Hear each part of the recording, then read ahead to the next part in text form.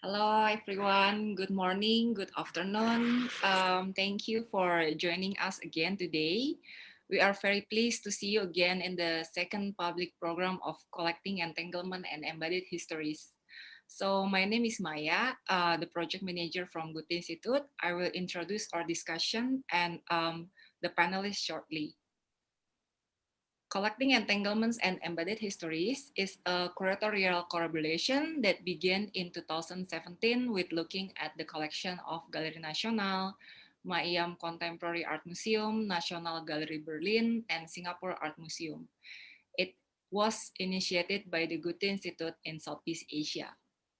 So today, we and the four curators of the project and of each exhibition, Katarina, Grace, Yap, and June, gather here to exchange about the definition, process, and narrative outputs from the project, a series of collection-based exhibition, including the tension between private and public collections. These ladies will have a lot to share since Yap always said we have the longest preparation. Our panelists today are Katarina, a curator at the Nationalgalerie in Hamburger Bahnhof, Museum for Gegenwart in Berlin. She is responsible for the time-based media and performance and art collection. And we also have Grace. She is currently a member of Jakarta Biennale 2021 curatorial team and the program director for Urbana Underground Hub in Jakarta. Jia currently works as artistic director of Jim Thompson Art Center in Bangkok and a guest center of MAIIAM Contemporary Art Museum in Chiang Mai. And June, she is the director of curatorial collections and programs at Singapore Art Museums, where she oversees content creation and the museum programming. The discussion will be self-moderated. I want to encourage all of you to ask questions or put comments or just say hi to the panelists here in the chat column. Our team will pass your comments or questions to the panelists towards the end of the discussion. The floor is yours. Thank you.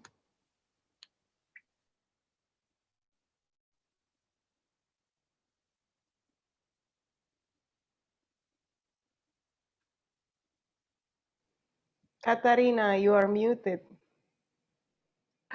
Very good. Thank you. Good introduction.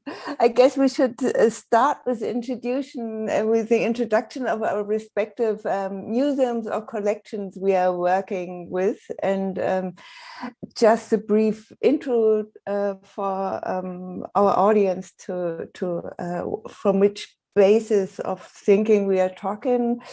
We were talking about together because we started with the different collections, and maybe I start with the Hamburger Bahnhof, which is the Museum for Contemporary Art as a branch of the Nationalgalerie Berlin. And I'm always explaining this because it has this really hierarchical structure. Hamburger Bahnhof is one of the 6 museums, or in the future 7 houses of the Nationalgalerie, which comprises of the old National Gallery, the new National Gallery, the Museum Berggruen, the Museum Schaff-Gerstenberg, the Friedrichswerder Church, Hamburger Bahnhof, and upcoming the Museum for the 21st Century. And the Nationalgalerie is part of the 17 Berlin State Museums, which are purviewed by the Prussian Heritage Foundation, which is a huge colossum of 2,000 people working for this institution or foundation, which is because of that one of the largest in the world. And this, of course, brings a lot of structural questions we can maybe discuss later on. And the interesting thing about the Nationalgalerie is that it was founded in the 19th century in 1961 with a donation of a private person, a banker. And he donated his 260 some works to the Prussian king. Uh-oh.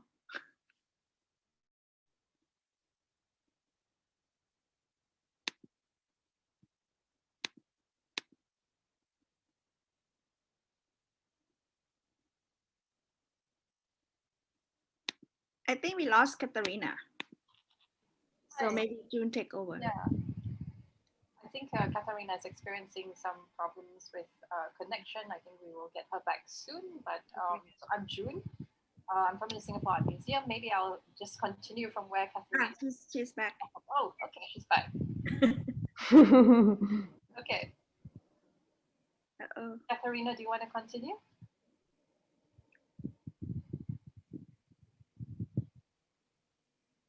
I think we're still. We see her. We see Katharina. Katharina? Me, or is it not stable for everybody? Yeah, I'm back. Can you hear me? Yeah. So is it a performance? I'm sorry. It's complete. Yeah, it's a performance. Exactly. This is for people, because our audience should know why we worked 5 years on this. It's because of unstable internet connections and working on an MOU for, kaput, and working on an MOU for 2 years. I don't know. I think this took us longest. Where did I stop? Okay, the National Gallery comprises of 5 branches and belongs to the Prussian, to the state museums, which belong to the Prussian Heritage Foundation, which is overlooked by the Minister of Culture. And I wanted just to talk a little bit about the history of the Nationalgalerie, which was founded by with a private collection in 1861, and it's the same with the Hamburger Bahnhof, which was it was founded with a collection of the entrepreneur Erich Marx, and with this collection, which is mostly a durational loan. Also, the focus of the Hamburger Bahnhof came into the building, which is the Joseph Beuys collection. We have some huge installations, environments of Joseph Beuys, and the Joseph Beuys, we used to also collect the videos, documentations of the performances. And starting in 1969, the Museum für Gegenwart was also at this time very much focused on time-based media art, and as mentioned with Joseph Beuys, and until today it's dedicated to the contemporary, which means in the 21st century, of course, also what is to come. And this, I guess, is more and more something which goes in the direction of, let's say, shared knowledge, a fluidity in the collections, bringing in curators from outside, questioning the role of the art historian point of view on works. And yeah, but maybe I stop here because before I get the next interruption through the technical device. Who's next? Grace, you? Do you want to? June. Hi. I'm not Grace, I'm June. Go with me next. Okay, and I'm from the Singapore Arts Museum. And so also to share a bit of the beginnings of the Singapore Art Museum and of its collection. And here actually there are some similarities to what Katharina has been sharing on, the Hamburger Bahnhof and the Prussian collections, right? So for the Singapore Museum, its roots may be traced to the colonial history also, as well as to the colonial architecture of the time. Effectively, the museum draws its, was maybe said to have begun all the way back in 1849, when the Singapore Library and Museum was established, so under colonial administration. And over time, then, this has developed. But maybe the connection then with Katharina's story, and maybe this is also interesting in how we are approaching the project itself when it comes to these histories, when it comes to these collections, is about the various kinds of narratives that exist, about and around these collections, which encompasses not just the national, but also the anecdotal. So when it comes to how the museum in Singapore was initiated, the Singapore Library and Museum, which I mentioned, which began in 1849, what is an interesting little anecdotal story is that the museum kind of took shape, the idea of the museum took shape with a donation as well. Not quite as generous as the 260 works that were received that Katharina mentioned, but rather to the donation of 2 ancient gold coins by the Temenggung of Johor, and that was the ruler of Johor at the time. So in a way, the museum in Singapore, or the museum as where Sam, well, the Museum of Sam and how it began, its beginnings, really started with a gift. And maybe you can talk a bit more about that in relation to the exhibition that we are putting together for the Singapore leg.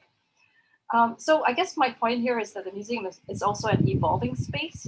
So over time, it started off as the Singapore Library and Museum, and then which was transformed then to the National Museum.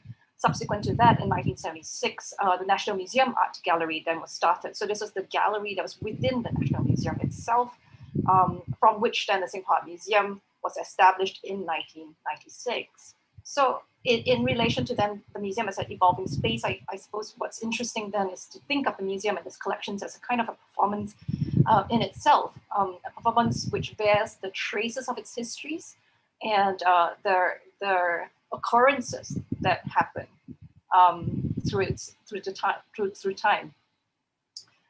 So maybe we can talk a bit about that later too. And in relation to the collection, then the Singapore Museum has a collection which spans the region, the Southeast Asian region, and the perspective of having a Southeast Asian collection has been there since the beginning. We can talk a bit about that too.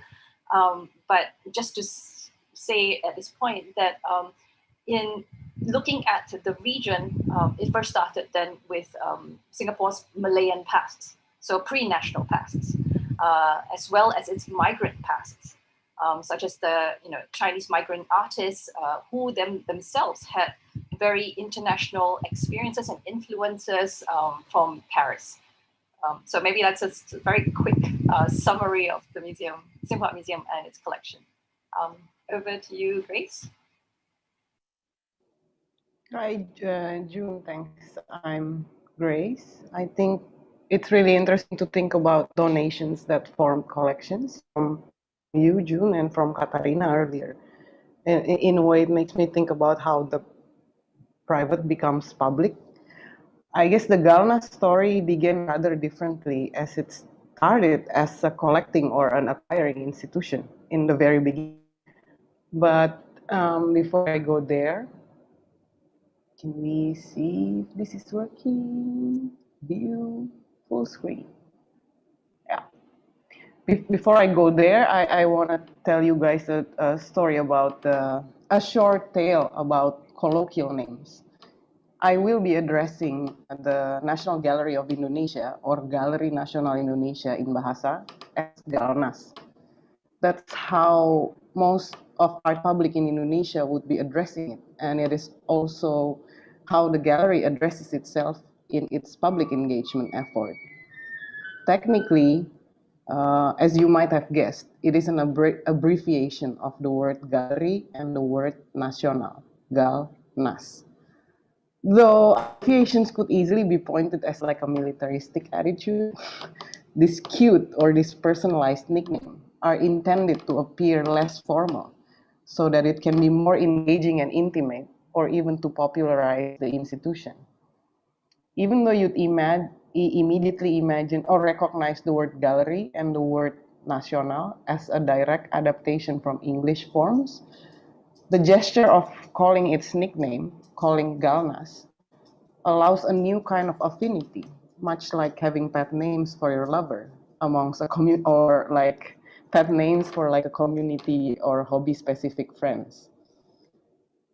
I don't mean it to be a tattletale, but another that I want to pull out as an example so you get my gist is the Monument Nasional. Both words are again directly adapted from its foreign form. There was no effort in whatsoever way to naturalize or contextualize these words into concepts that people here have been more familiar with. Like tugu, for example, is oftentimes used as alternative word for monument.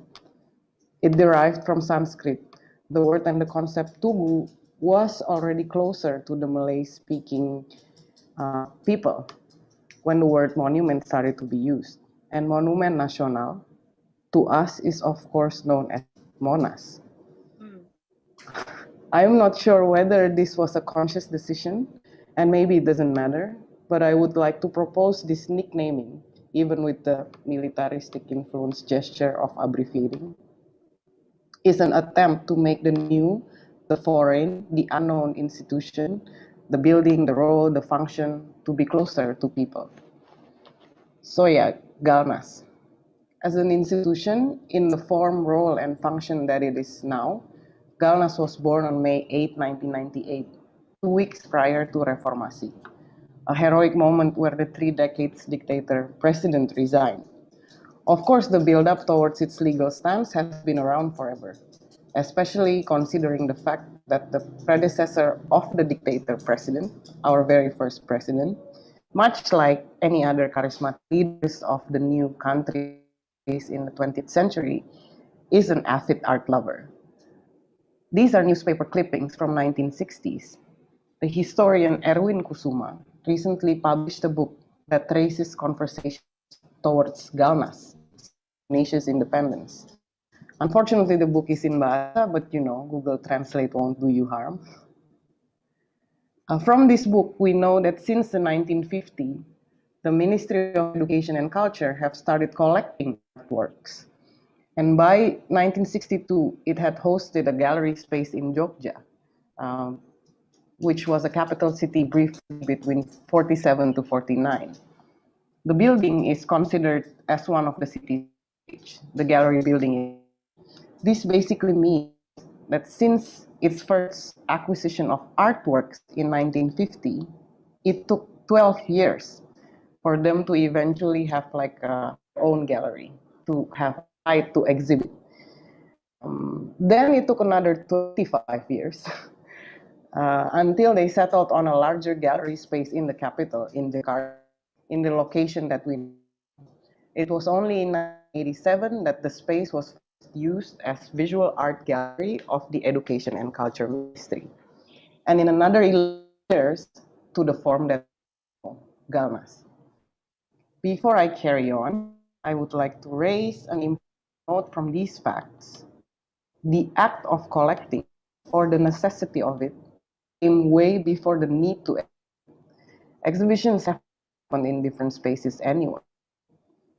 So, slightly before the start of Galnas as we know it, is where my story is. It's a story that started from 2 exhibitions in the 20s, along with its complexity. The first, the one you see on your left, is a collection-based exhibition in 1992.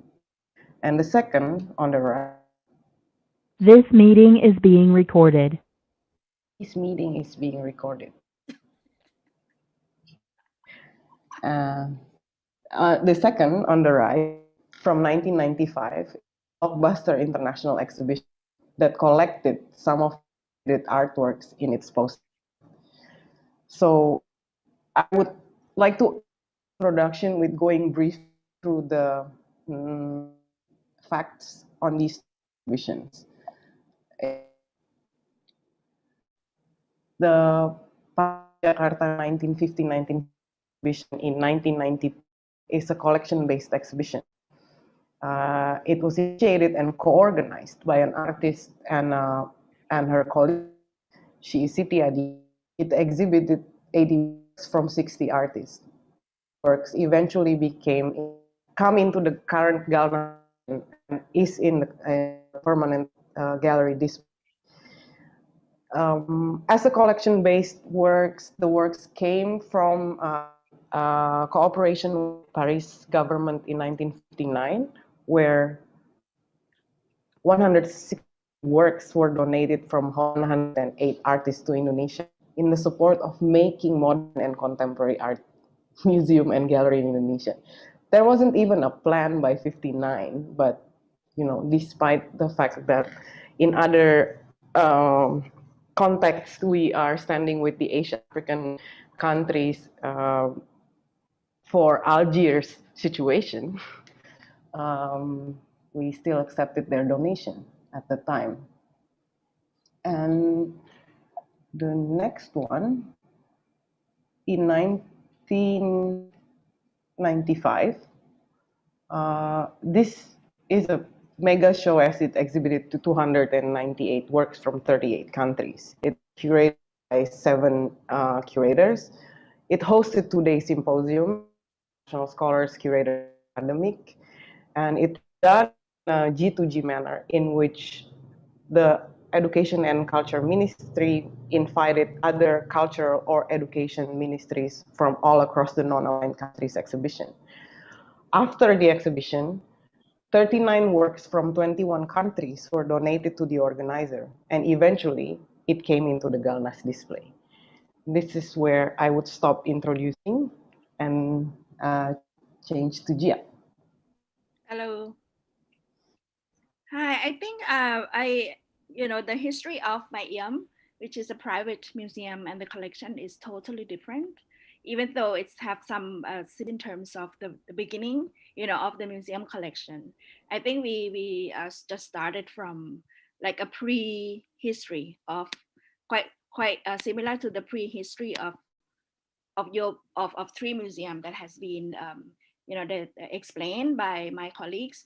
But I think one of the interesting point of being a private museum, it's like it didn't really have a burden, of being a representation of the nations, right? So I think this is quite a luxury position, that the private museum have. So I just want to begin with the name of the museum first. It's called MAIIAM, and a lot of people cannot pronounce it. It's quite confusing, right? MAIIAM, but actually in Thai it means brand new. When Eric Booth and his stepfather and his mother, Jean-Michel Baudelaire and Pasi Bunak, decided to build this museum, they were thinking of the place first, where should they build it, so they were looking around around the whole countries, and then they decided to park at Chiang Mai. And then it's also one of the reason is about kind of pay homage, to his great grandmother. His name is Iam.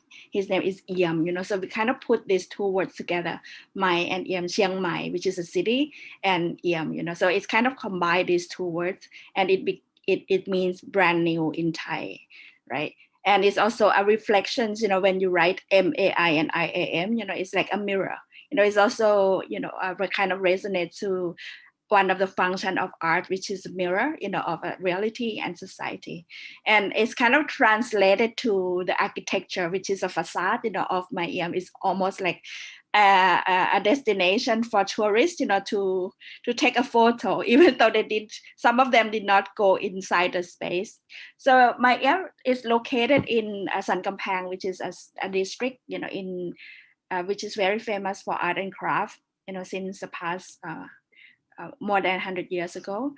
And it's about 20 minutes from the city. And it consists of the collections, which kind of slowly built up by Eric Booth since the early 90s, of Thai contemporary art, starting from artists like Montien Bunma, and Araya, those generations, who slowly emerged, in the art scene, both in the region and in the international during the rise of globalization, right? And the other part of the collections came from his father, Jean-Michel Baudelaire, which is before that, they kind of put up a small gallery in their house in Bangkok, and it's called Pipit Maya. So when they built this museum, they combined the two collections together.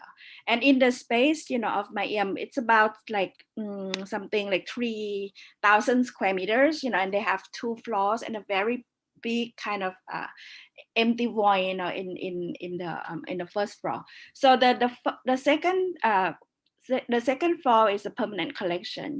The reason why Eric and Jean-Michel and his family decided to build this museum was because the frustrations, of the collectors and art lovers in Thailand, that there was no space to see permanent art, of of contemporary art in the country. We were speaking about this in the end of like 2000, and 2010's context, right? Because even though in Bangkok, we got a space like Nationalgalerie, or MOCA, or BACC, but it didn't really kind of serve this enthusiasm for the the contemporary art per se, right? So that's why they decided to build up this space and the collections that people can enjoy, and access all the time, right? So I was working as a consultant, for this museum, since the beginning, and I also helped curate the first collections as well as the first temporary show, which is Abhichat Pong exhibition, right? So I kind of like the at the beginning, I think the collectors in Thailand as well as in Southeast Asia is quite similar, because we are very much national centric in a way, right? So we always supported our own kind of artists, and I think we see these problems, and I kind of like spoke with Eric, and slowly they began to kind of expand the collections, to more or less like into regional art, and especially also focus more on social and political works, especially after the coup d'etat in 2006 and 2014. So Eric, for example, he's also very much support young artists, as well as a collective and alternative project, so it's not only collecting an art object, but it's also about nurturing, what's happening in the art scene as well, not only in Chiang Mai and Bangkok, but it's also around, the whole country. It's also about the ideas of decentralized, the Bangkok-centric art scene. And now actually they, Eric himself, he just opened another small space in Khon Kaen, which is in the northeast of Thailand, and it's called MAIIAM, which is also in the northeastern language, mean very new as well. So I just want to end with the quote from Eric, which he said that in no way does our collection represent the whole history of Thai contemporary art. It represents just our own point of view based on the sole criterion of the emotional response that work gives us. And I believe a work of art exists as a result of artist's creativity, but also the emotional response it produced in the viewers. So that's it. Following your explanation, why is the museum in Chiang Mai and not in Bangkok? Maybe this is interesting for a German audience. I think I just spoke about this briefly, because in the past, I think 2-3 centuries of Thailand that has we have a long history of internal colonization by Siam or by Bangkok, right? So the centralization of not only the bureaucratic system, right, but it's also all the resources, it's happened in the capital, so which is including with the art and culture infrastructures, as well as the education and everything. So that's why people like me, who come from the north, we have to migrate it to Bangkok, since the 90s, and I still stuck here. I could not come back home, because if there was a museum, in Chiang Mai in the past 20 years, I would have, gone back and work in Chiang Mai. But younger generation like Gridthiya, who's working, she's a native of Chiang Mai, and she's working at MAIIAM at the moment.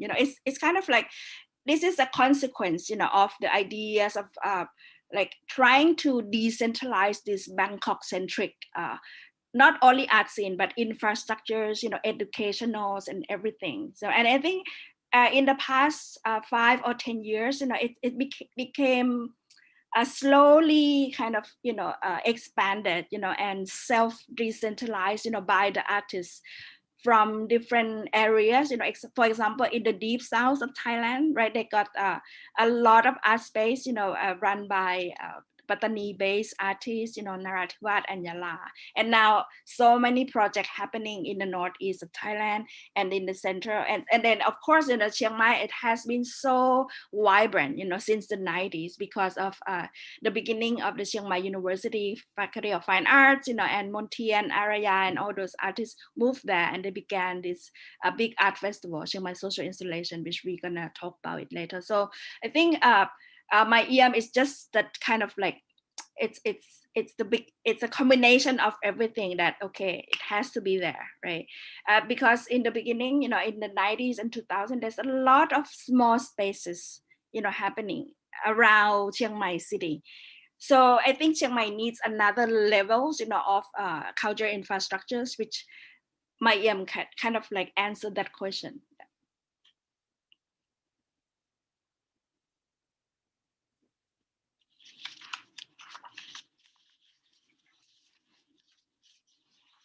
Can I ask you guys question as well? Yeah, I think we can.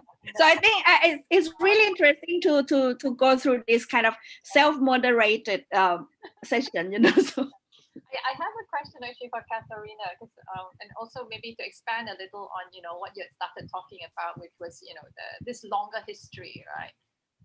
When it comes to the German collection, and I was wondering whether you could, in relation then to the exhibition, perhaps you can get into that a little bit. The way you've titled it as addressing the subject of narration itself, right? So maybe if you could share, because you had done this work for us when we first met. You had brought us through in a longer history, and that was really exciting. So I was wondering whether, okay, maybe to kind of flesh it out a little further, if you could give a summary, of that. Of history. Yeah, I try to make it short because for us, it's of course it's Hamburger with Nationalgalerie. It's a question of what is the branding of our museum is called Nationalgalerie, where we not really feel that we want to be on the forefront of something which is now the new nationalism, but it's the brand of the museum. So it's very interesting to go into the history of nation building in Germany as well, because nations were, or at least Germany was created or started to become a state in the 18th century, which Hobsbawm called the imperial state century, or the era of revolutions. And in the beginning, it was a quite leftist movement, let's say. It's something against the small kingdoms and monarchies. So it was really to create or build a nation was also with the impulse to bring in democratic structures, which is totally, completely a different thing today.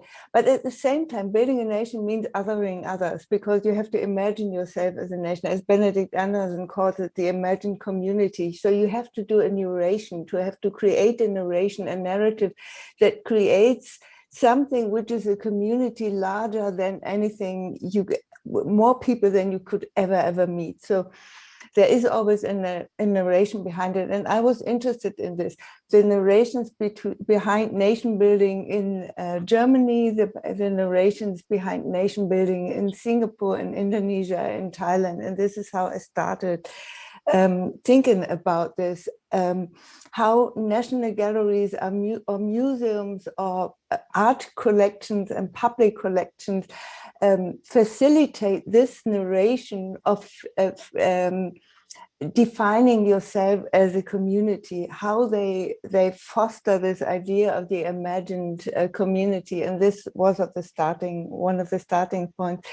And the title, I just want to mention this shortly before I stop, is a quote from Ho Tzu Nhien's work, The Critical Dictionary of Southeast Asia, where the letter N is nation narration. I call this, but maybe we can talk about this later.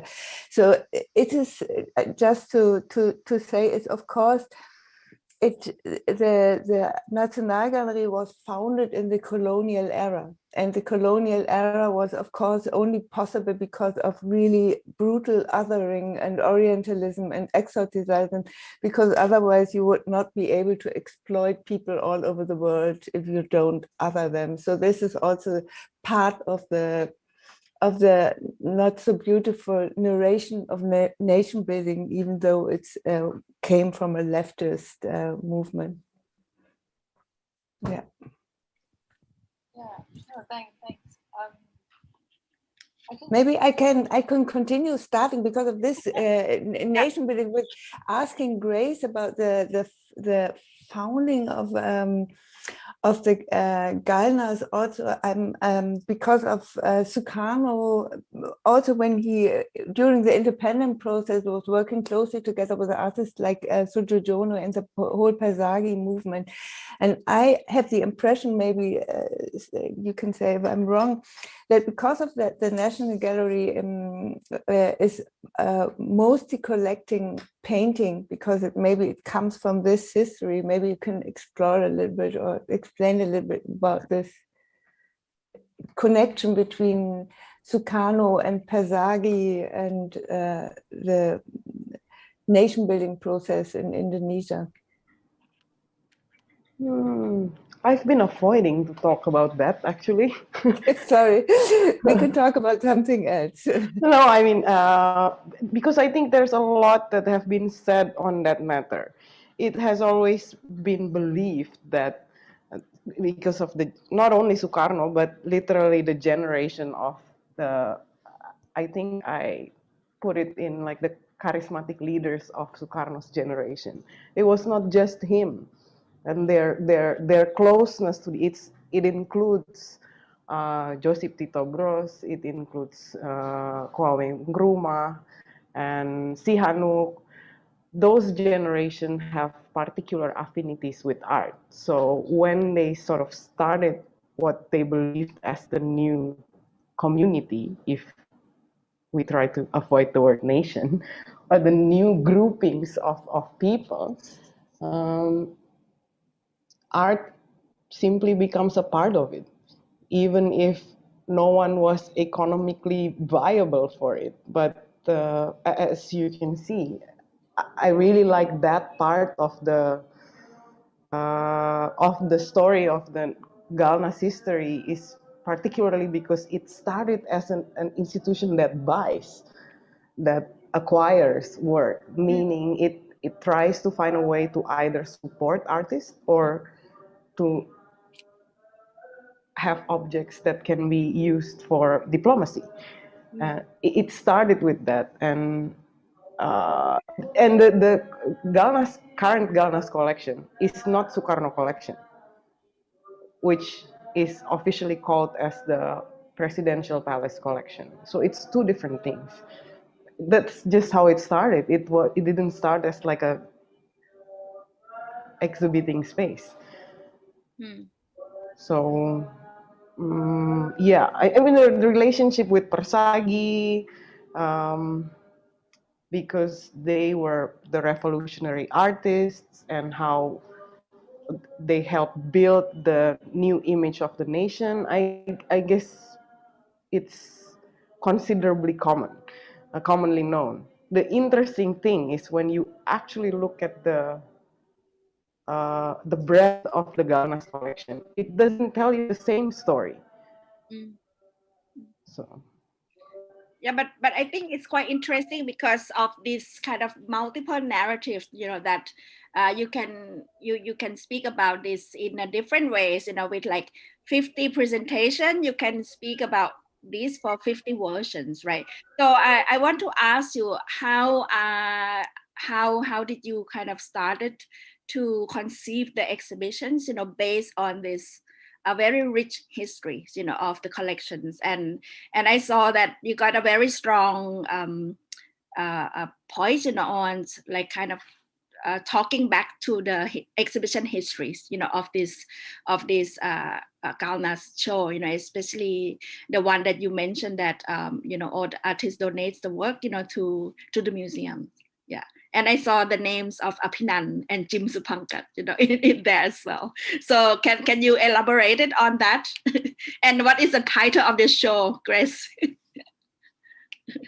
true, it's because it's just the four of us. We assume that everyone knows each other's titles, right? The title of the show is a far-fetched story. I think we could go there later on. It's titled Para Sekutu Yang Tidak Bisa Bilang Tidak. In English, it's the acquisition allies. How I started to select? Well, basically I started with the 1995 non-aligned contemporary art from non-aligned countries exhibition. As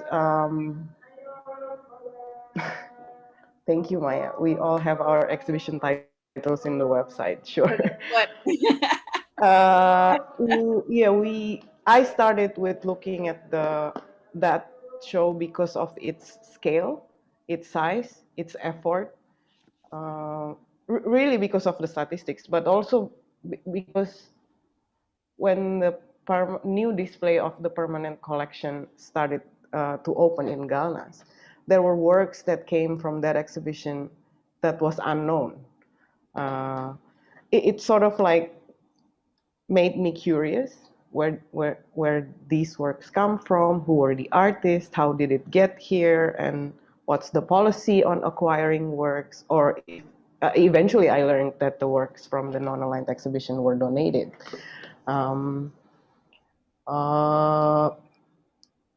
don't know how it works, but I think it's my point of view to that exhibition has different layers. One is the scale, and then two, how it came into being.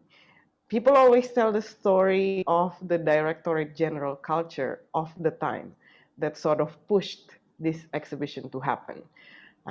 She's an amazing archaeologist and historian. Her name is Edi Sediawati. It was her that sort of formulated this in a rather close or tight but perfect timing in order for this to become an exhibition in that scale. And this was the only exhibition that was officiated by the second president, by Suharto. How did she do it? And it was with these kind of gestures that the current Galnas happened. So I was interested in that. Initially, I assumed that it wasn't a great exhibition because it had so many works and was prepared in such a short time, and the building wasn't that big. So I looked at this like surrounding stories and what were people talking about in the times of that exhibition. While I was looking at that, I realized that there is another exhibition that is collection based, and interestingly, it happened in an oppositional way. Like if this exhibition was a G2G kind of thing, where the state invites other state and then the state appoints curators that then selects artists and the works get sent and all that. The other one is a collection that is owned by the state, but kept in storage without no one knowing, and then an artist found it and decided to sort of like pursue how did it came here, and then it becomes another story and also something that comes into the Galnas collection. So there's this exhibition sort of drove these works into the collection, which is a different, completely different to how the idea of the Galeri Nasional started. I think that's why I was interested in the two exhibitions. I don't know if that answers.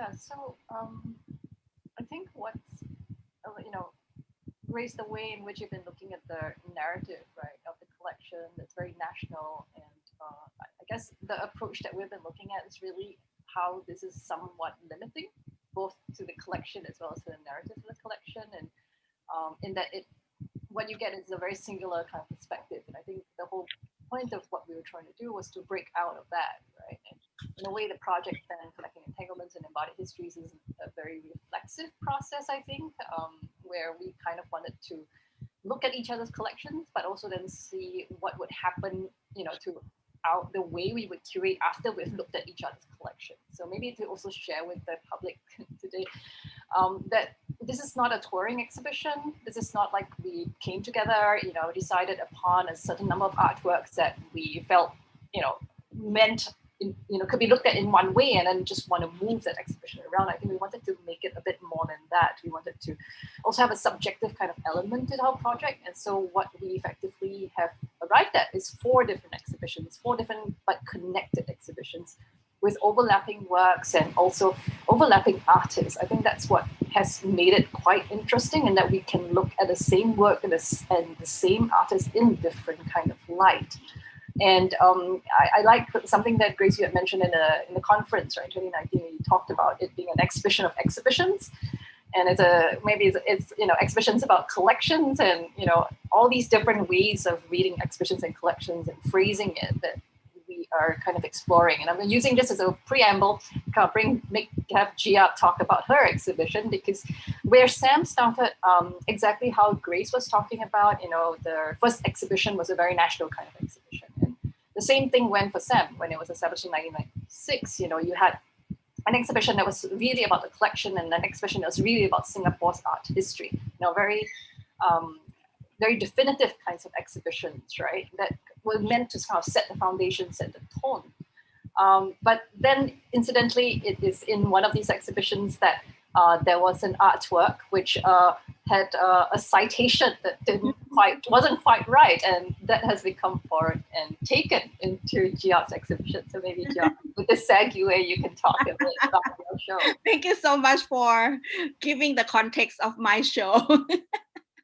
Actually, when we heard about, when we would discuss about this exhibition, we got a lot of departure points, and the connectors, between these 4 shows, right? So one of the idea was, we kind of play with the history of exhibitions, within our own context as well as in the region, right? So for me, when I saw, when I was thinking about this, that section in MAIIAM, it's kind of like, I was thinking of the exhibition that I saw, in the past, which is a small exercise, that Okui did, right, with Gwangju Biennale, that he brought the exhibition that he saw in the past, that he and then he kind of recreated. But for me, I went to Singapore very often, in the 2000s, and then I happened to see one show that I don't understand at all,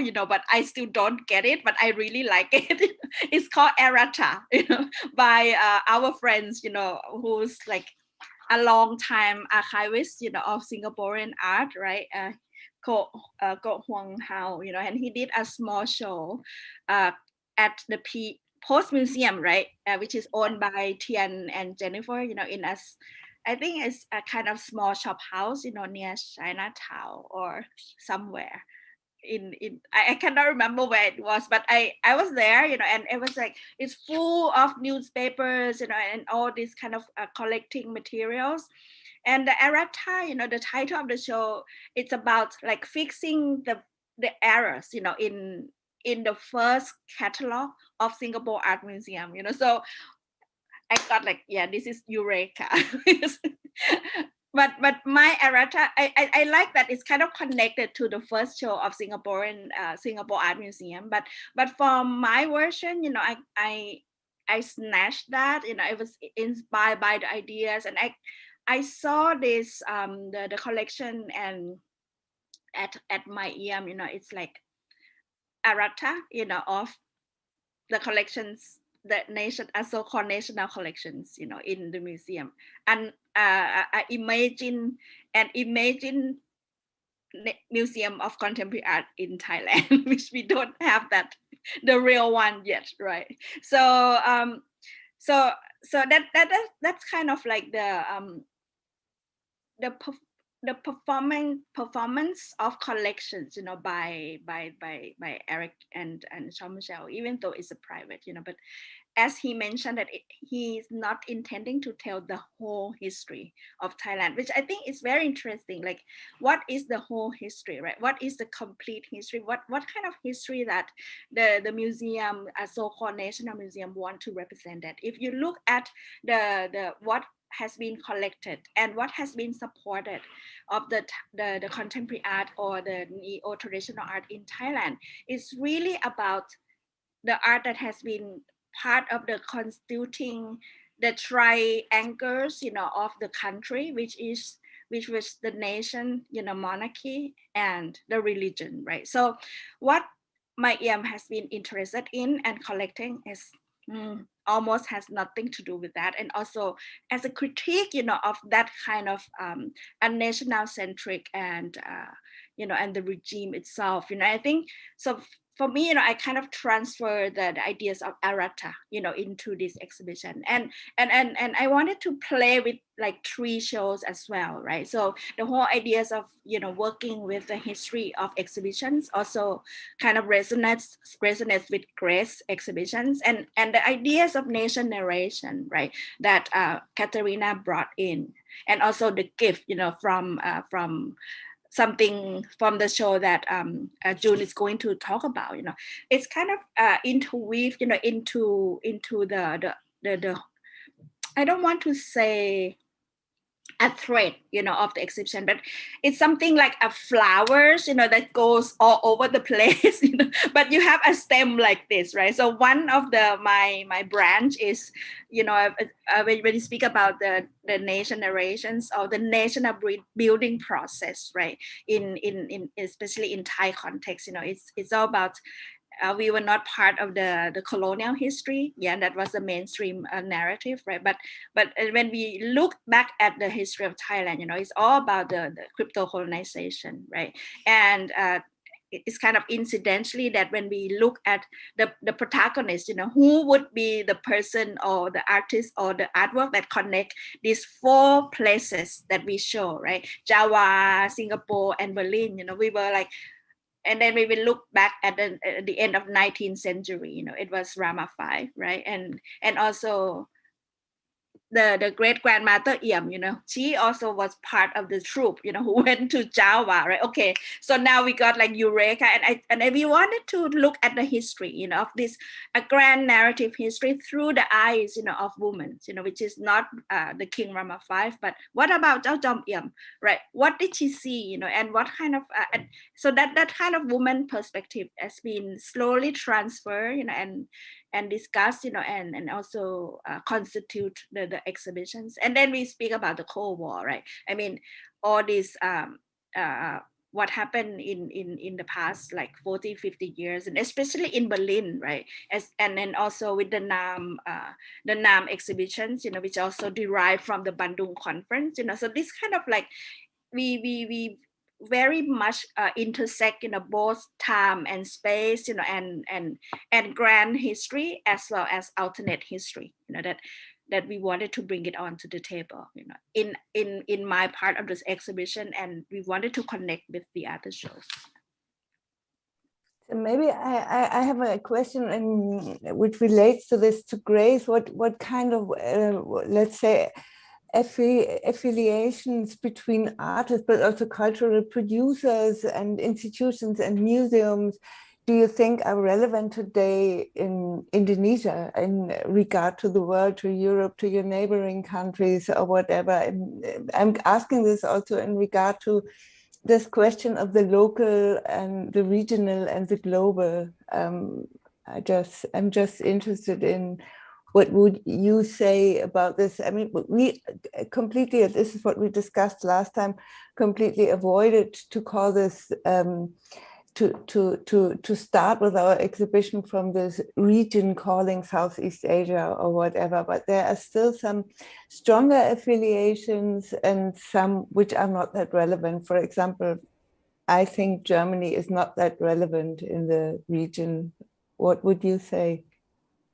Or artists from Germany and cultural producers? I actually wanted to ask June about gift, I think we about her should exhibition.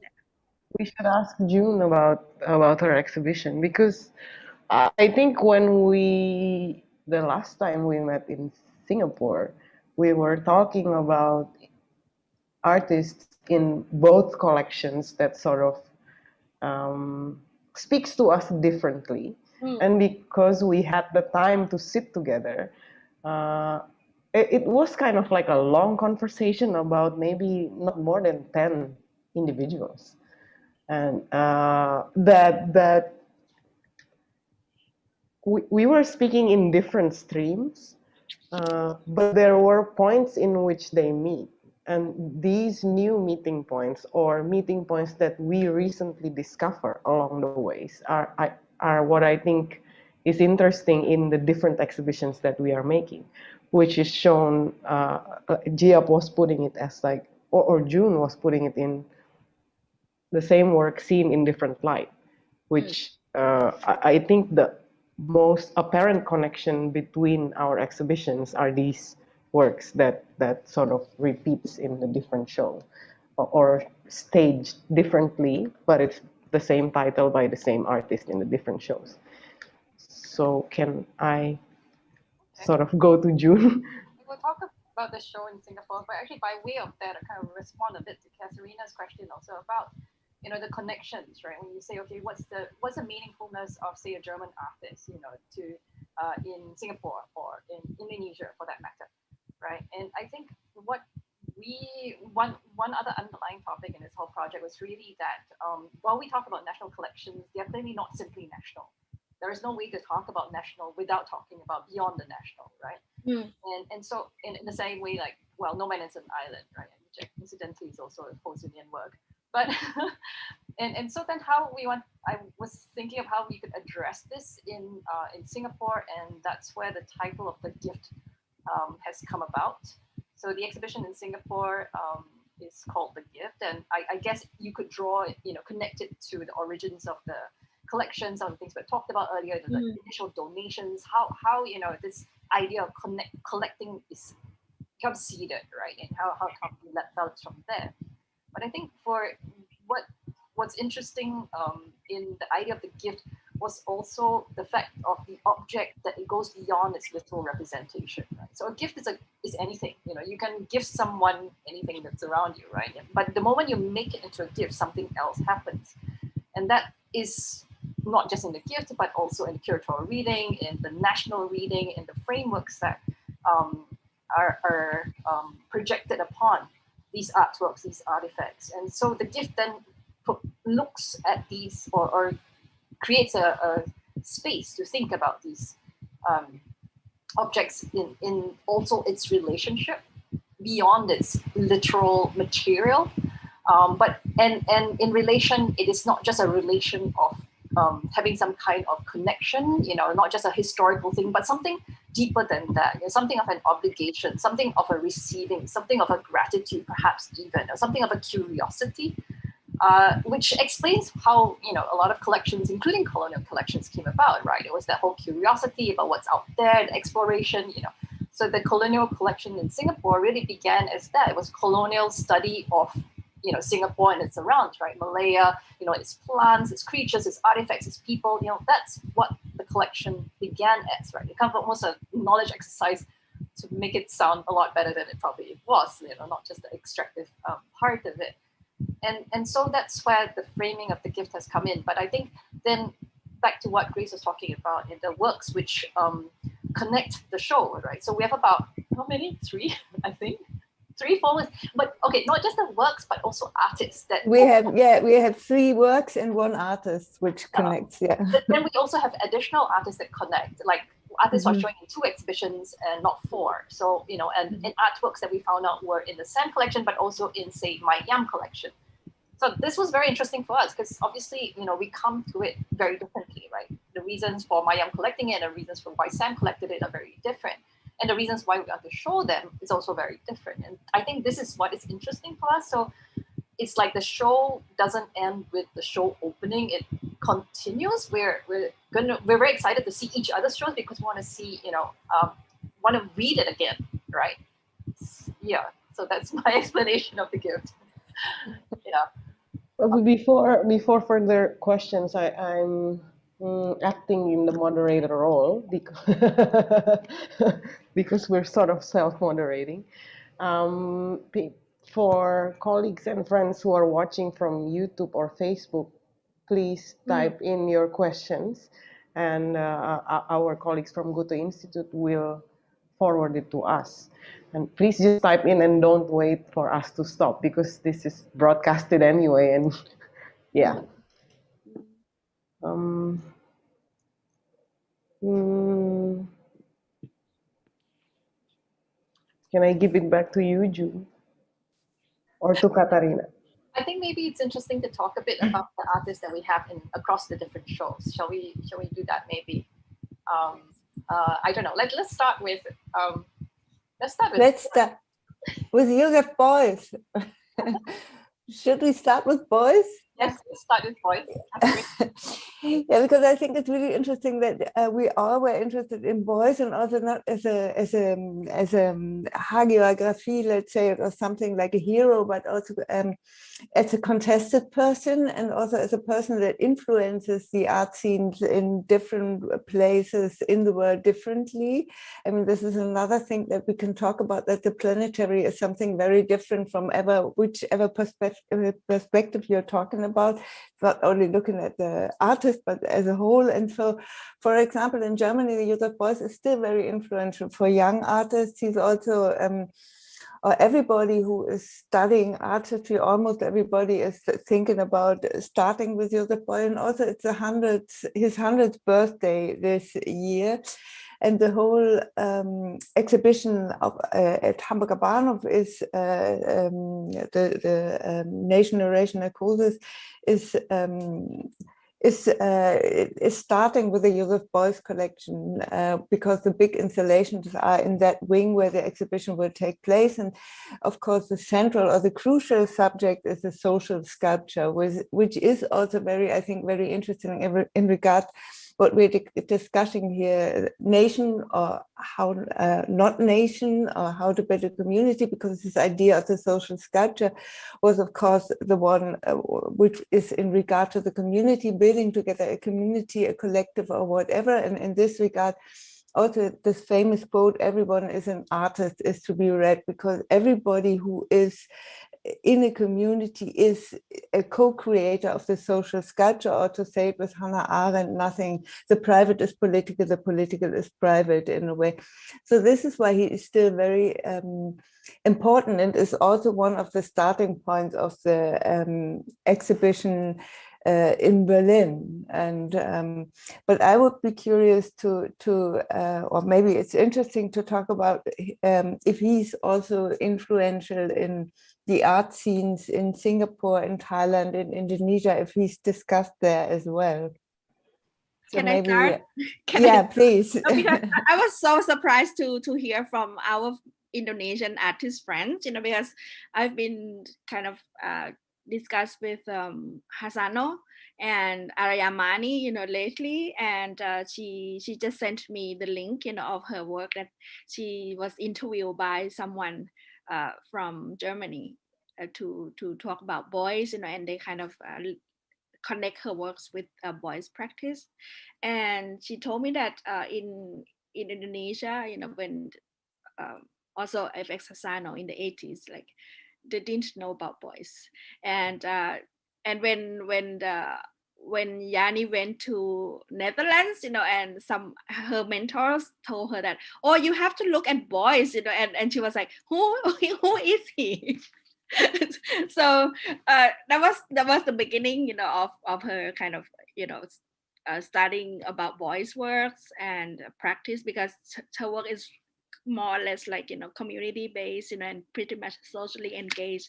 But I think it's different story in Thailand, because even though I think I have to ask more about this, how influenced he was in the Thai art scene in the 70s and the 80s. But I think in the 90s, a lot of people kind of like, when the Thai artists went back, from Europe and from America, they kind of returned to the universities, and taught the students. And one of the artists who was really kind of influenced by the ideas of social sculptures was Uthit Atimana, and people like Montian, and they taught at Chiang Mai University, the Faculty of Fine Arts, which was just started in 1986, right? And because of the newly built faculties, and they don't have infrastructures, they don't have a space to show the work, and also the ideas of like, a very kind of avant-garde, and modern art idea, which is so disconnected with what is going on in Chiang Mai, which is pretty much craft-based, very traditional, and they don't really know much, right, about, in the general public, because they don't have a museum, right, and they don't really have a lot of exposures, of a contemporary art per se. So that's why these artists, they started the festival called Chiang Mai Social Installations, right, and they started to show the work in the graveyard, in the more or less like a public space, right? Graveyard, temples, the market, and all those kind of stuff. And one of the very important idea was, to bring Joseph Beuys on the foreground, as the ideas of social sculptures, right? So one of the artists that I just interviewed was Mit Jae-in, who's also a kind of collaborators of Utit, who started this Chiang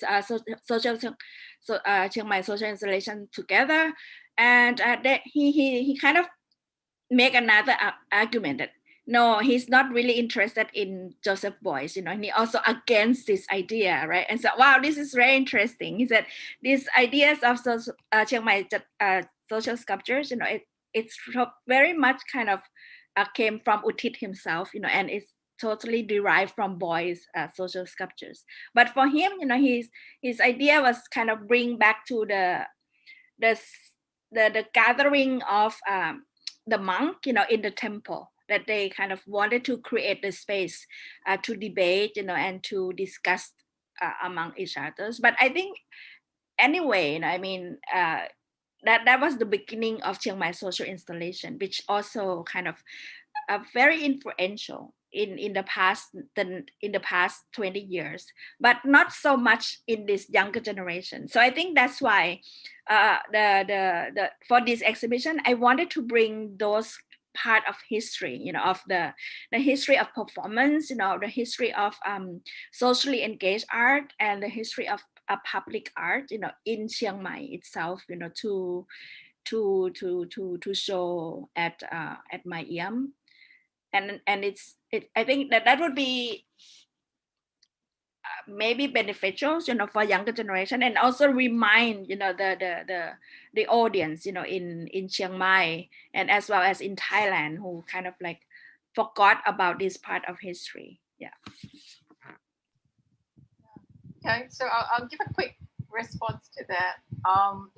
So in relation to Joseph Beuys in Singapore, incidentally, there was an exhibition of Joseph Beuys' works in 1991. And we're going to make some reference to that in the show. We're going to try and revive that bit of history, also courtesy of Kong Wen Hao, who is part of Giap's exhibition. I think perhaps, what we are also trying to grapple with in this exhibition is, in the same way we're not looking at narratives and collection approaches as being so monolithic, right? Is the fact of the artist too. How do you see them in a different sort of light, right? And a bit more of rather than a lineage of source to descendants, it's something a little different, somewhere where time is also can be treated slightly differently. And so I think some of the references that we make to history also are a bit different from how you would in an exhibition that's trying to describe a canon. And I think that is the interesting part. There's a lot of co-location of works, whether it's historical with something a lot more present day, looking at even performance from, its earlier germination to what artists are doing right now. I think that's quite a bit of that. And I then want to bring another artist that has, I think, this sort of relationship in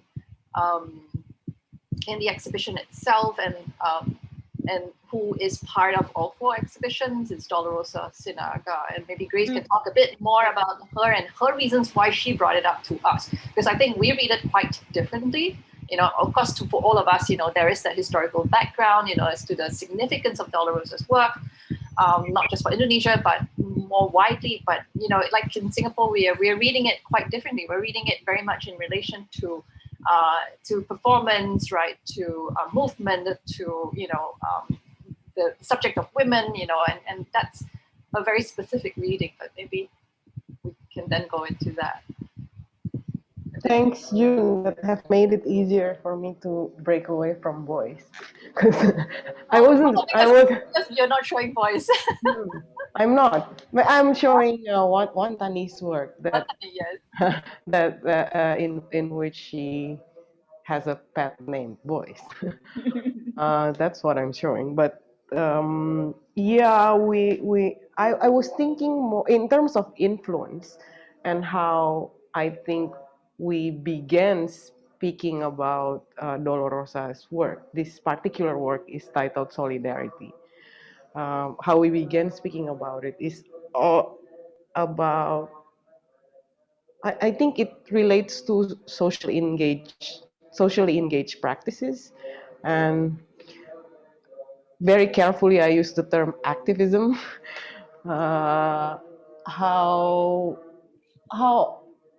How artists work or choose to work within their community, not necessarily for exhibition per se. I think it sort of started there, and in light of these kind of practices, what I see as a recurring reference it is actually not the social sculpture. Although I have to say there was one artist that was a part of the Joseph Beuys workshop in Maastricht. He's also a member of Seni Rupa Baru, Indonesian New Art Movement. His name is Hardy. So maybe Harsono and Hardy was already not friends when Hardy came back, but he was in his workshop in 1976. And I would assume that Gregorius Siddhartha, who studied also in Maastricht in Jan van Eyck, would have met him. But I don't see recurring references. In terms of these kind of practices, I see Kata Kollwitz. I don't even know if I'm mentioning her name right, if I'm pronouncing her name right. But I see her in so many different works of artists. It's not necessarily as, inspiration, but more like an attitude towards the type of works that can be reproduced, the kind of emotions that are being poured into the works. I see that more, and there are more and more references in artist statements regarding her. I can't find an older reference, but I found an exhibition of hers in 1991. But there were statements coming from the 70s that have already mentioned Kata Kollwitz, which is why I think instead of voice, Kollwitz drawings are the connecting dots in my exhibition. I forgot to mention about the exhibitions of boys in Thailand that we kind of accidentally found out, in the bean bag, the paper bag in the works of Pamuan Burutpat, which is like it's a paper bag that has wrapped the beans, right? And then in the content was the review of Joseph Beuys' exhibition brought in Thailand by the Goethe, and it has been written by Apinan Posjanon. It's a really complicated story. So that's how we found out, we have this exhibition by Joseph Beuys, in Thailand. So that will be in the show as well. This is totally the entangled part. Yeah. We've been discovering. That's been quite fun also. The review of Kata Kollwitz exhibition was written by Sanento Yuliman. I think she also has a show in Thailand as well. So, but because all this exhibition if it has been brought by the Goethe, right? There've been like a tour in Southeast Asia. I think it was IFA. Oh, okay. Yeah, because the Kathy Kollwitz show also came by Singapore.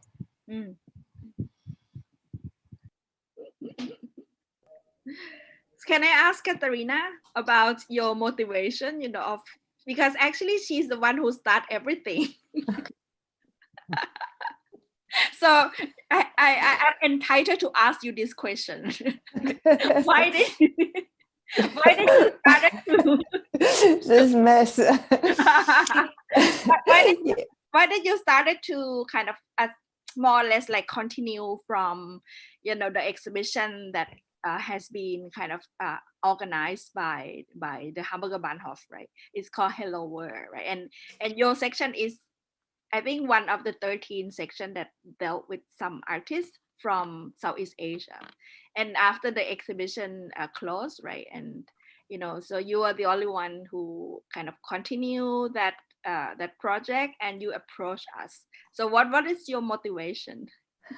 Yeah, we discussed it briefly last time. I was approached by Heinrich Blömecke, who was by then in 2017 the head of the Goethe-Institut Southeast Asia, and he asked me if I would be interested to do a show in Southeast Asia, which would revolve around the subject of ghosts. And at the same time, I already did my researches for Museum Global Hello World, which Museum Global is an initiative by the Kulturstiftung des Bundes, the cultural foundation of the Federal Republic of Germany.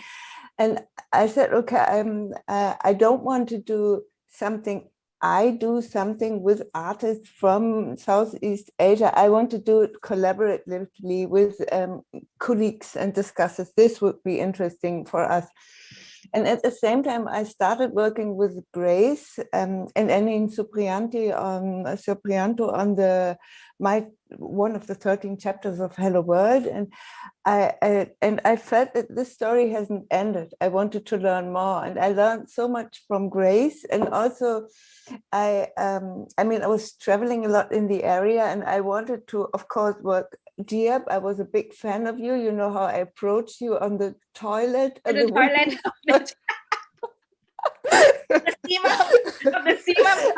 get hold of you, so I thought, yeah, I couldn't get hold of you, so I thought, this is the moment. And I, of course, I was very interested in this history of the Singapore National Gallery, which is quite young, but also is connected to the history as well. And also I was very much interested, as I mentioned, in this nation building process. And I took ghost, or the notion as ghost, as a starting point, because I said, what is a ghost? A ghost is something which is history that doesn't want to die, right? Or something which connects history with the present and the future. And I think this is something what we are also doing with our collections, or what we are trying to do. And so I wanted to let's say, unravel this whole nation building process connected to collecting arts. Of course, the National Gallery donation by this banker Heinrich Wagener, it was also supposed to be creating a German collection of art. It's the same history as yours.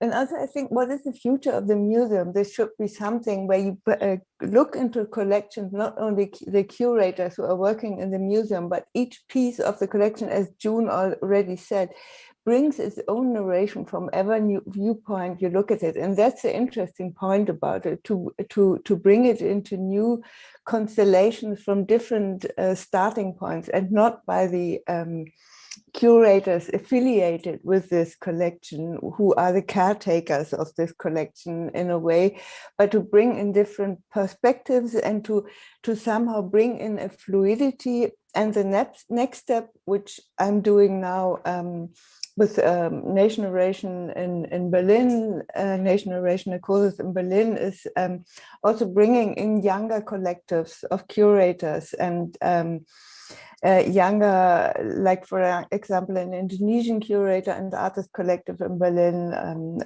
Thai artists living in Berlin, and also to bring in this fluidity also of the process of our thinking about this project into the exhibition itself. So we will meet and discuss and bring in some fluidity. And I think this is how, if we want to discuss collecting as well, should be a part of the process as well. How do you discuss collections? As you know, we have also this big discussion now about the restitution, about the Benin bronzes in Berlin, which is a very, very important part, and where you had to carry the Prussian Heritage Collection Foundation to do this. So it's a completely I don't know. Yeah, and this discourses has to be brought in through people from outside. And so this is what I was interested in, and also keeping on the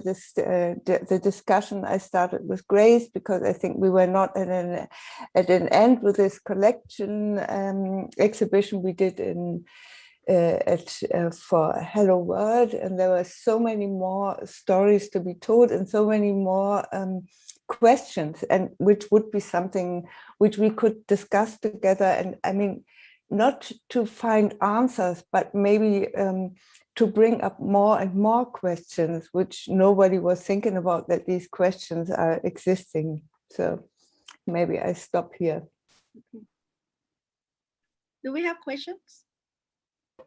We do, yeah, and we do. Maybe I try to sort of connect. There's one question in Bahasa from Abdul Qadir Hassan.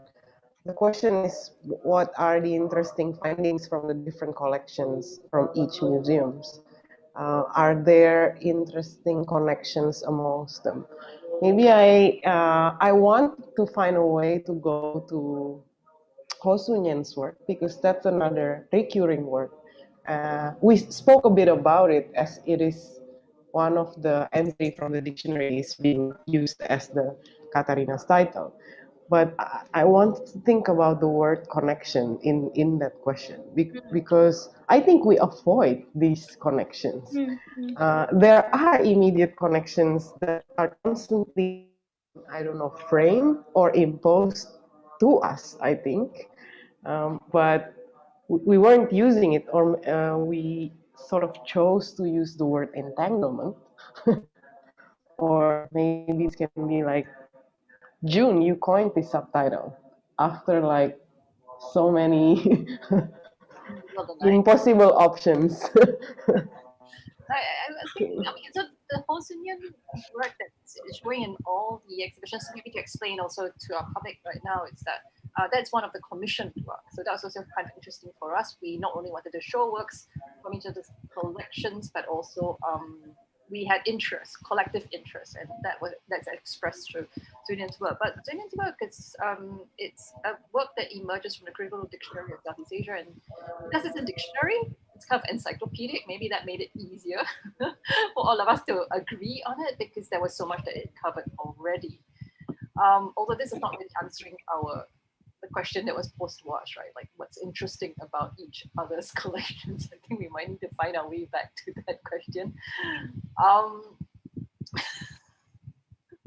Losing track of Grace's question. What else did you want to know about Zunyan's work, or what about the rest of you? I mean, for us, obviously, it's not just the Southeast Asia thing. Clearly fits for us in Singapore. I'm not sure what then Zunyan's work fits for you. I think Katharina has spoken a bit about nation, narration, and the specificity of that. But for Grace and Chia. For me, I think it's kind of well articulated of speaking about the impossibility of explaining about Southeast Asia.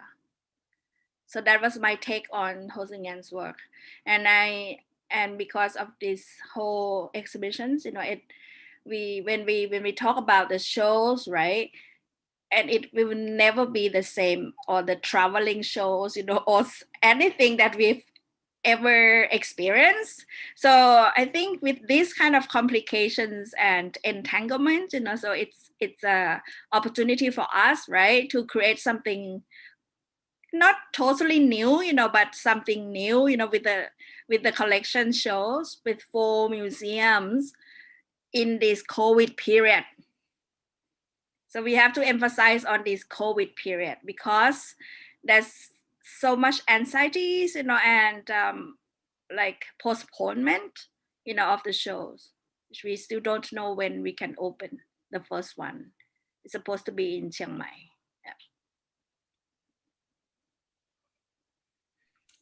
Is this on your comment on what is connecting us, the pandemic?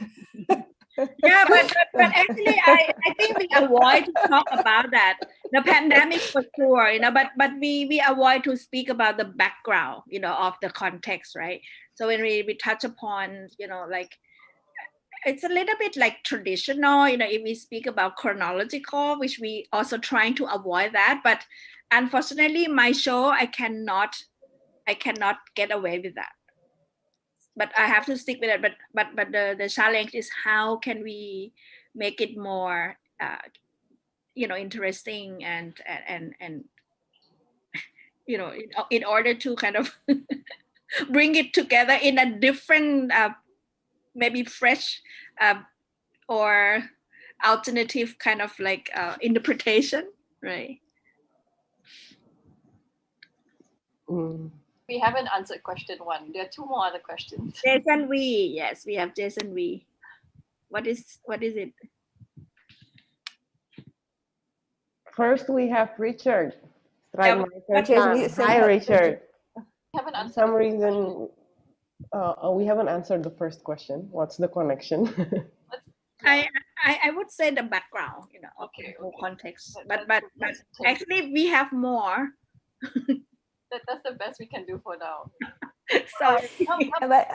I would really say that it's the idea of the museum or the art institution in the process of creating an identity of a state. This is something I would at least say is something that connected, that we are interested in this contested relation between art and using culture as part of creating a state or a national identity in a way. Yeah. So what's the next question? Richard is asking, Rosa Luxemburg comes to my mind as I'm watching this live cast from Ho Chi Minh City.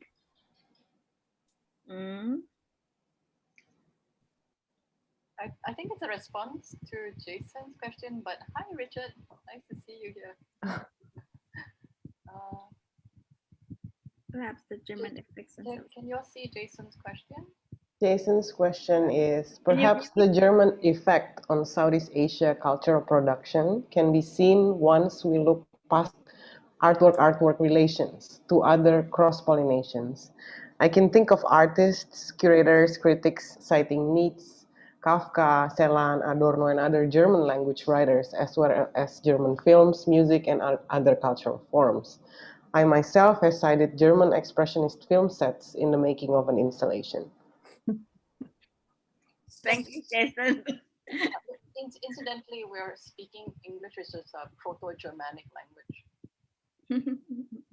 Well, no, but we forgot to speak about the role of the Goethe-Institut, right? In the past. We didn't forget it. We had a whole session.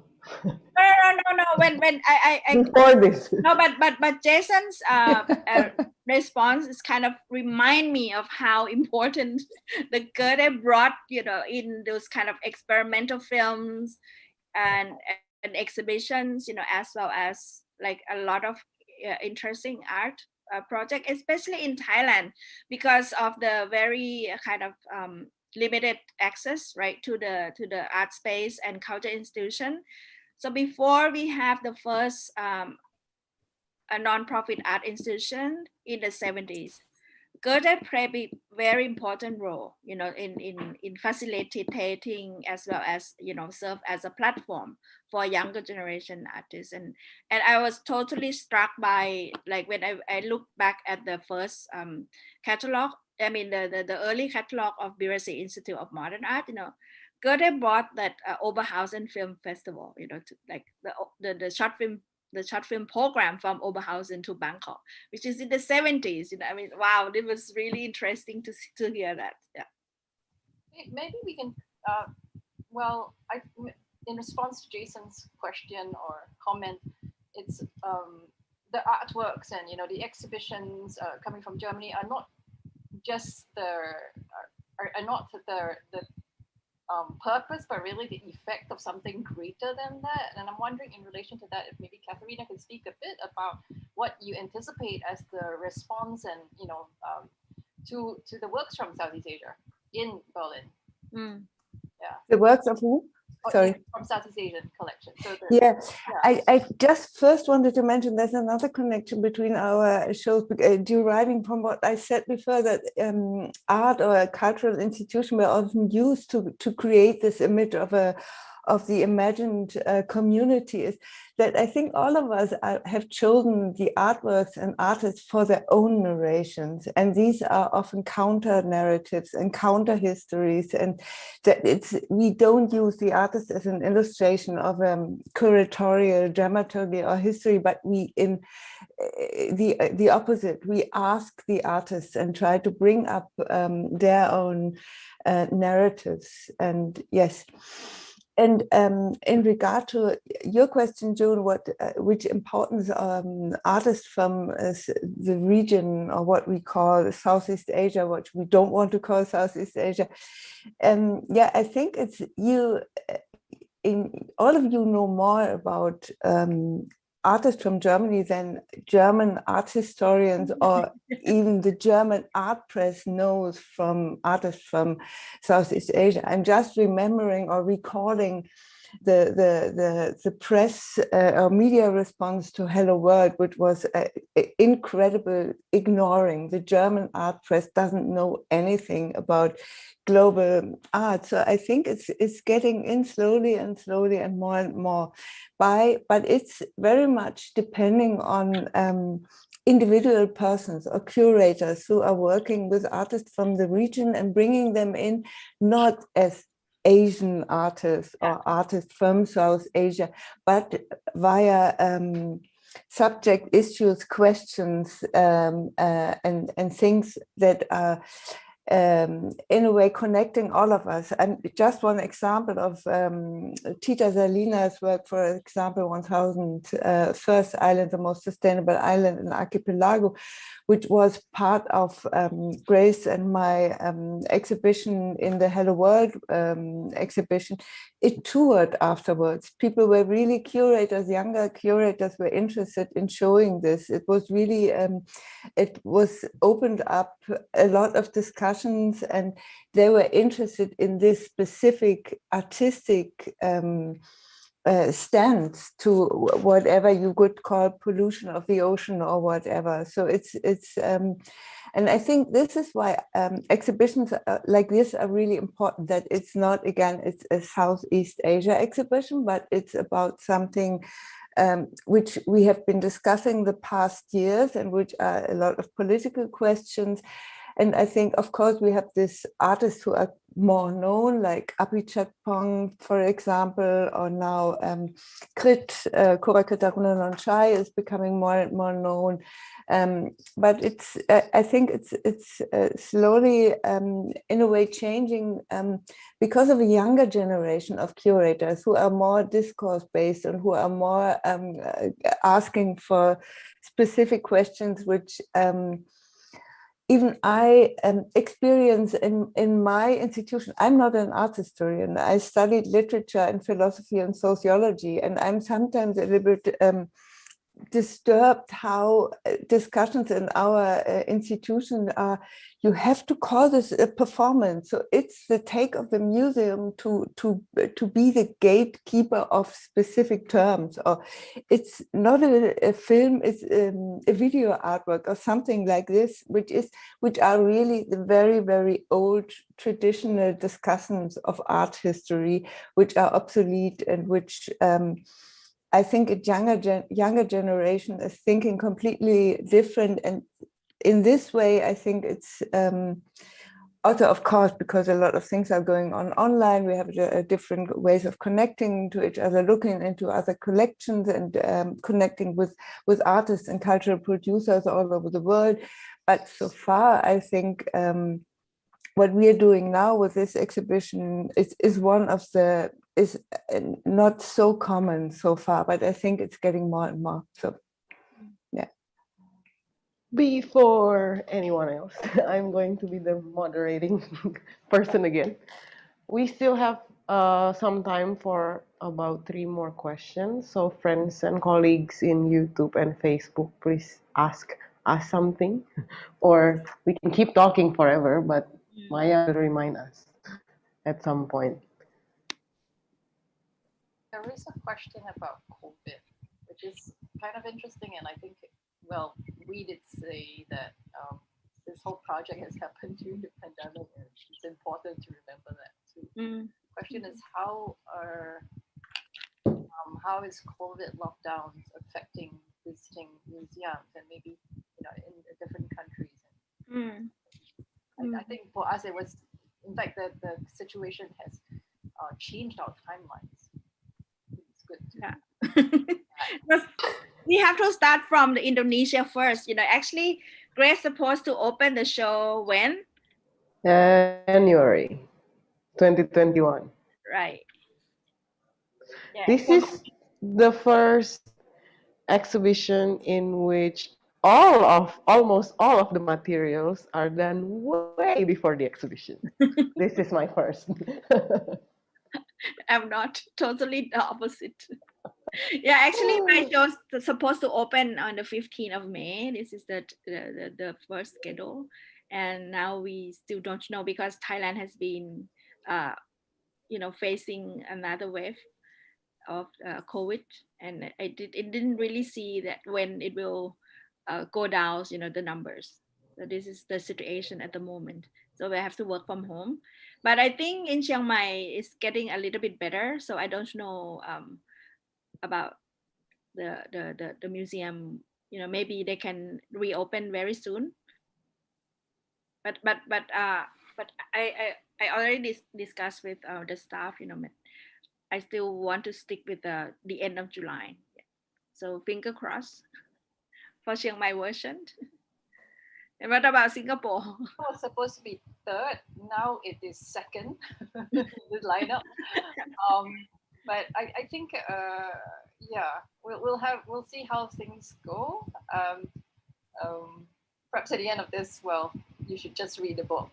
But we're creating a lot of videos. I think that's what we're hoping would change things, because just to share, initially all of us had these plans to have these performances, this symposia that was going to happen with each show opening, and clearly that's not going to be the case. So we're kind of adapting. And Katharina, do you want to talk about what's happening in Germany? We're playing it all by the ears. Like Yes. everyone else. But I think it's very Southeast Asian. We are very flexible. We have always been. So this is not new. So I feel so sorry for Katharina that she have to keep up with our pace. Yeah, I think that's the interesting thing. We didn't discuss this about the different levels of crystallization of structures, which is the most ugly one in Germany, of course, was what I discussed in the beginning, that we have this really hierarchical structure with most of the people working in the Prussian Heritage Foundation work for the bureaucracy, not for the museum. So we are about 20 or 30 people who are running the Hamburger Bahnhof, including electricians, housekeepers, etc. So it's only 20 or 25 people. So, and if you compare this to the 2,000 people working in the Prussian Heritage Foundation, where are they?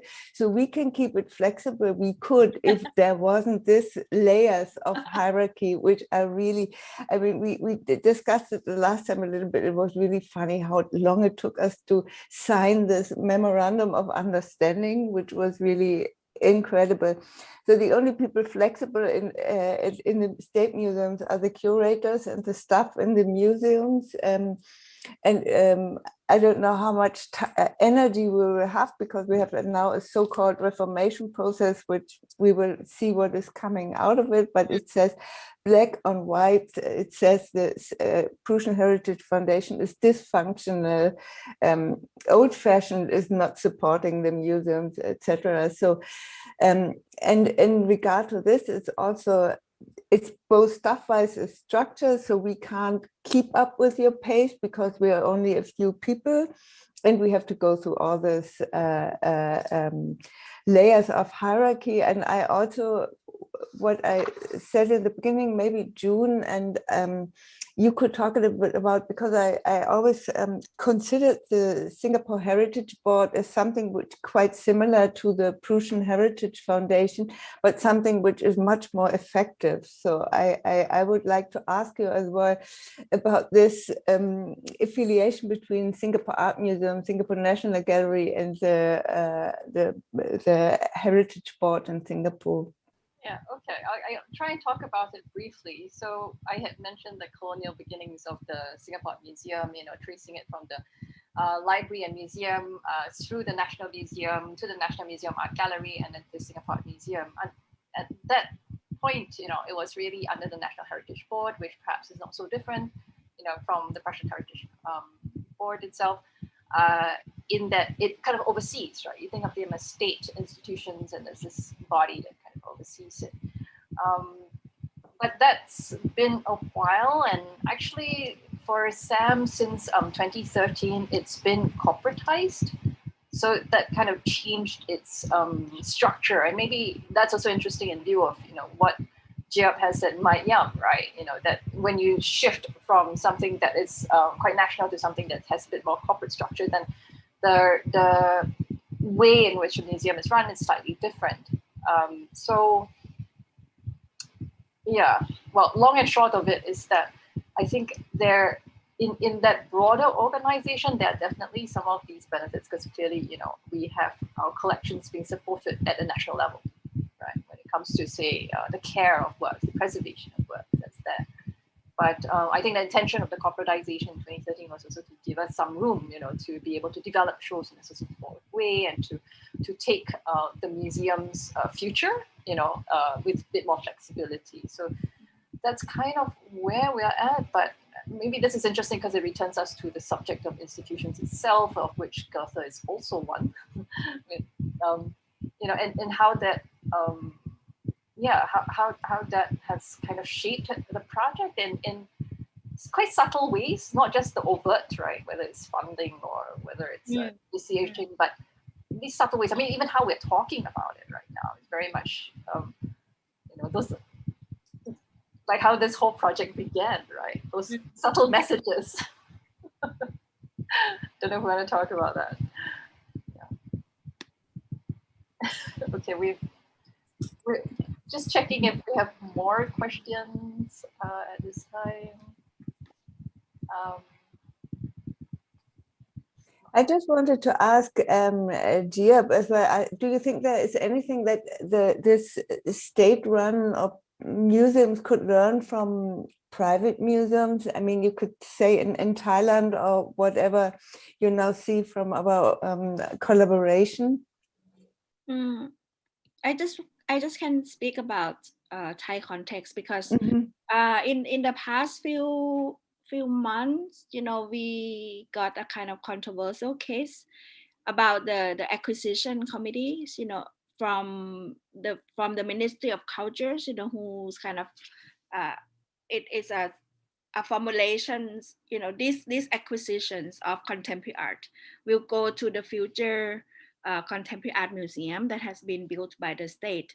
And I think it has been initiated like almost 10 years ago, and it's still under construction, right? It's huge space, huge budget. So the questions that a lot of arts community asks for the government is about the criteria, of like why these artists got collected, why these artists did not get into this the so-called national collection.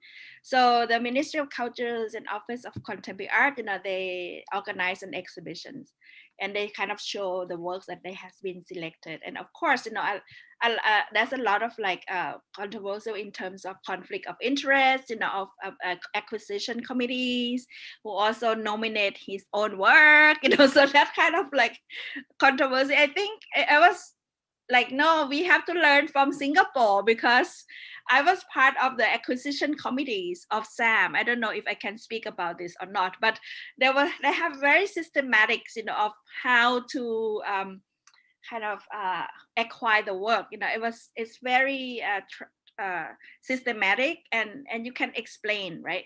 And because this is a taxpayer's money, you know, it needs to justify, right? Why do you have to spend this 10 millions, you know, or 20 millions baht budget during COVID time, right? To buy this work. So this is very important. And if the office of like if the state cannot justify that, you know, I mean, who cares about art? Even though I'm working with the arts community, I think at the moment we are the thing that we worry most is like, when will we get vaccinated, you know, and when will we have vaccine come to the country? Will we have enough vaccine? You know, so those kind of questions. And then when we worry about the acquisitions kind of committee, right? For the future contemporary art museum, oh my God, and it's so untransparent. So then I think, and the other thing that maybe they can learn from the private museum is this flexibility, you know, of the decision making process, like only 1 or 2 person. But of course, you know, it was really subjective, right? And then you it's almost a little bit like like predictable. What kind of works it will go to so and so museum, and what kind of works it will go to so and so museum and these collectors, right? Because they already kind of established their own tests, right? And it's you know exactly how you will get, you know, when you once you get into that museum. So that's why I think the permanent collection is important, and you should not put them on in the storage, and it really needs to be evoked, and it has to be like reread and reinterpreted. So that's why I think this exhibition is quite important, because we kind of like, you know, looking at this the collections from both private and state museum, you know, in a different way, and we mix together, and we kind of, it's even though it's not 100% you know, travel to the other museums, but at least, you know, we can circulate the artists, you know, among us, right? Yeah. I think just one last thing, I think it's very interesting in the Gainas how transparent the process of acquiring is. That am I remembering correctly? There is a national call as well for to send in offers, right? Mm-hmm. I was really afraid that the conversation. Oh, sorry. Oh, sorry. No, it's true. It's true. I mean, I'm always asking these questions today. Sorry. No, I mean, I don't work for the institution. That's the main difference, I guess, in comparison to all of us. I don't work for the institution, and the past couple of years, it has been an open process.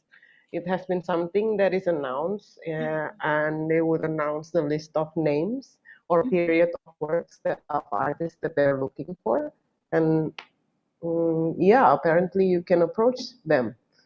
Even if you are the estate of the artist, or you are a collector, or any institution who has the artist work. So yes, in that sense, it is open. I don't necessarily know what it means. I've never poked into, like, in a bigger sense, what's your budget? Or why do you have this and don't have that? Especially for after 2000s, it's a bit difficult.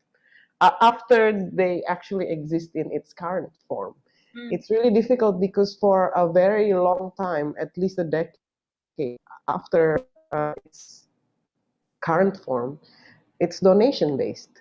Yeah, I think it's the same in Thailand. Yeah, donation-based. Yeah, and this goes to, like, there are other collecting institutions. They're not the only collecting institutions. For example, the Jakarta Art Center has a collection. There are also places that are called museum, like Museum Nasional, Museum Seni Rupa dan Keramik, Fine Art and Ceramic Museum, belonging to different state institutions, of course, but different policies also in collecting. The past always becomes interesting because it had stopped.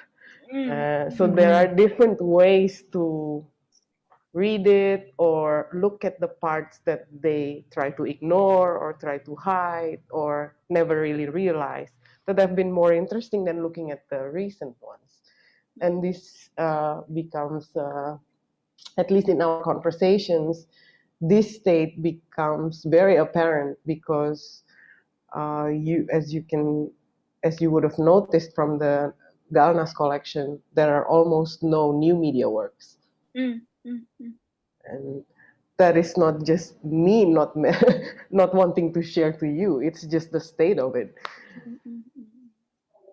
Yeah, but I think in terms of the collections, the national collections in Thailand, I saw a few works that has been more or less like media arts, you know, and I don't think they have performance-based work yet. But I didn't object to the ideas of acquiring the works, you know, during the COVID. But I think the state should really generate the certain amount of budget, you know, and it needs transparency. I think there should be open calls, you know, for the artists around the countries, you know, to submit it, or anyone who can submit it. But it has to be able to justify, you know, because I think the artists in this time, you know, it's also very difficult, and they also need supported by the states. So this is one way to support the art, right? You remember, June, when we discussed about these acquisition committees and the budget from Singapore Museum, you know, I mean, why do we have to spend a lot of money to buy one artist's work, you know, but this is already like allocated, and it's missions of the museum that you have to buy the work, you know, this is part of the mission, right? Yeah, this is what we're currently doing in Germany. I'm in the acquisition committee for the collection of the Federal Republic of Germany, which we've now broadened to an acquisition committee, which has more funding, more money from the state to support younger artists. So there is a huge budget from the state now given to cultural institution, to galleries, to artists, to somehow support them during this time. It's never enough, but it's a little bit. So that's great. Yeah. Okay. Yeah, I think we have to learn from Germany, because no. Because Thailand, we're very good at, like, you know, loan the monies, you know. I think it's gonna pass another bills, like we will be in debt, you know, in like so many, I can't even say it in English, because there's so many millions baht, you know, but of the new budget, you know, to for us in the next 4 or 5 years, to just help us to recover from this COVID. But this kind of budget, it never been allocated to the arts and cultures, especially in the contemporary art sections. I think we really have to learn from you guys. Yeah. There are other things, so many things we have to learn from others. I think we have to close now, right? Maya, will you close our conversation, because we can keep on talking until tomorrow. That has always happened. Yeah. Thank you for calling me. Thank you for staying with us. Finger crossed that we will announce our exhibition's dates. Yep. And please check our website and social media for updates. See you in next month, 24 of June, 12 p.m. Berlin, 5 p.m. Jakarta, Bangkok, 6 p.m. Singapore with the reading group with Myanmar Art Resource Center and Archive, MARCA, based on the time is out of joint publication. Thank you. Thank you. Bye. Thanks a lot. Thank you. Thank you.